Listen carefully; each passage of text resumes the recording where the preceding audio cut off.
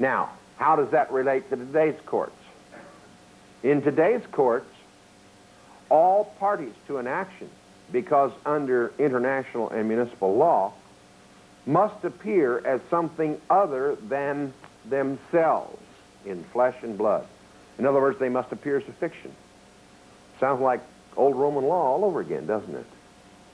And that's why you're called a person, you see. It's the modern English equivalent to a persona. The question is, how do we identify the persona? Well, that's done with a name of war, a war name, called the nom de guerre. It's a French term, okay? Nom de guerre, just like nom de plume, okay? It means pen name. Nom de guerre means war name. That war name is signified by a name in all caps, as is on all of your driver's licenses right now, or in a name in which one of your Christian names has been abbreviated to an initial, like David K. as opposed to David Kenneth, which might be the Christian name. All right? That fictional entity called the persona or the person, and I think we've probably all heard the citation in that Church of Scientology, the U.S. Department of Justice, in which the court said that the word person encompasses a variety of entities, not human beings. Okay? That ought to told us something right there, but the significance of that statement just kind of went over everybody's head. See? And if you read all the titles and codes, they only apply to persons, don't they? All right? Read all your state codes, your county codes and statutes and ordinances and everything else, they only apply to persons, don't they? For some reason, which I've been unable to fathom, a military court cannot bring an action successfully in any civil matter or administrative matter against anything but fiction. In other words, they will never bring an action against you in your fully, properly spelled, according to the rules of English, Christian name. And the phrase Christian name is the name that's used in all the sources. They all talk about the Christian name, which is a name fully spelled in upper and lower case, including your first, middle, and last. My youngest boy is really going to give him a fit because he's got 4 names. Joseph Paul Free Saunders, which is my Christian name. My Christian name is John William Saunders. But when I used to have a driver's license years ago, it was always John W. Saunders, and it was all capitalized, so I was a double nom de guerre. I guess that's some kind of a rare distinction, or it just means that the computer doesn't have that many characters on that line that it can imprint. Point is that once the fiction is created, you also find that the court styles itself as a fiction because it's also in capital letters. And every time the IRS sends you any process, or the municipal court, or traffic courts, or any of these other military courts, they either send the process to you and a name is all caps and their name is also in all capital letters, or one or the other name is abbreviated. That's without question the way it appears every single time, because they're bound by the rules of international and municipal law. And under the rules of international law, no party to a case can appear in his own name, period. Now, the problem becomes, I know some guys out there are thinking, well, now that's great as far as that's concerned, but are you telling us that they use novation on us nowadays to create the person, the fictitious entity? Yes, I am. The word novation appears nowhere in American law prior to the war between the states. Came in after the war. 1867, I think, is the earliest case. Is that correct, Randy? 1867? Yeah.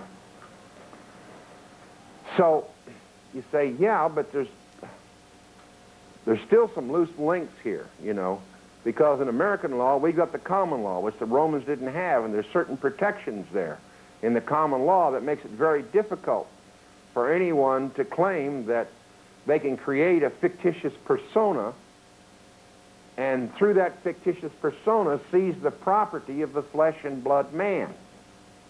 How do they manage that? Romans didn't have a problem with it because there wasn't any common law in the countries that they captured and seized. All right? In the common law, it's important that you are addressed by your proper Christian name. Now you may understand, for some of you who are thinking ahead of me now, why it was in 1933 the United States Supreme Court was given the power to merge the rules of procedure and get rid of the common law process. All right? That was one of the reasons. That covered Roosevelt's backside.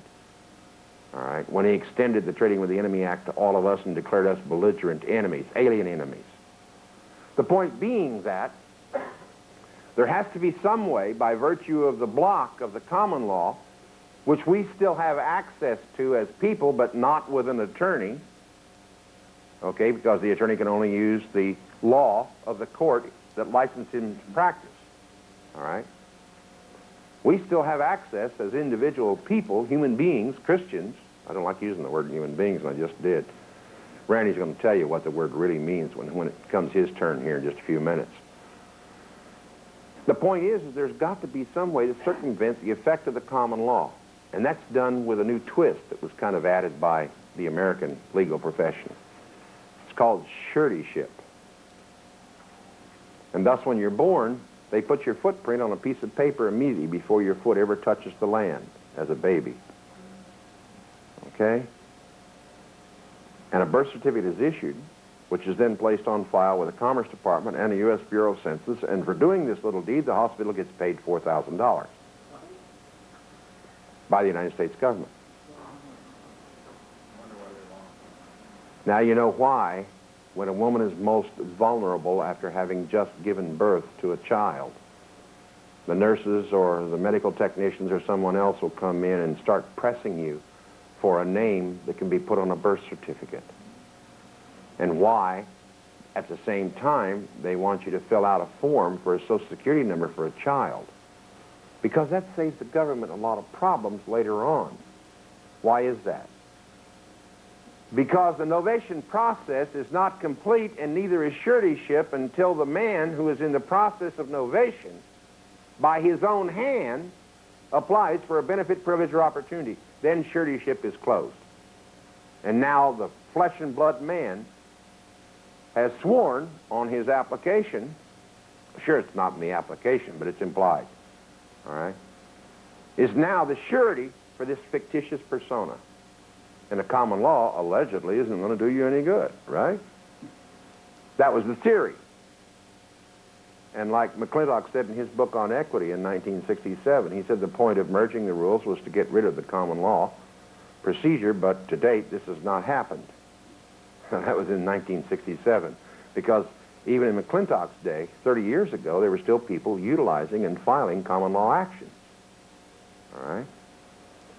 Now, what happens then is that the individual now goes in and answers for this persona, and because of his suretyship, the flesh and blood man's property guarantees the persona. All right? Now, if you want to understand how this process works, there's a very simple thing you can look up in Black's Law Dictionary. It's called discussion. And pay particular attention to the benefit of discussion, because there is no argument in the current courts. All there is discussion. And when you communicate with the court in any way other than by saying, I object to being falsely mustered or falsely arrested or whatever, I object, I object, I object.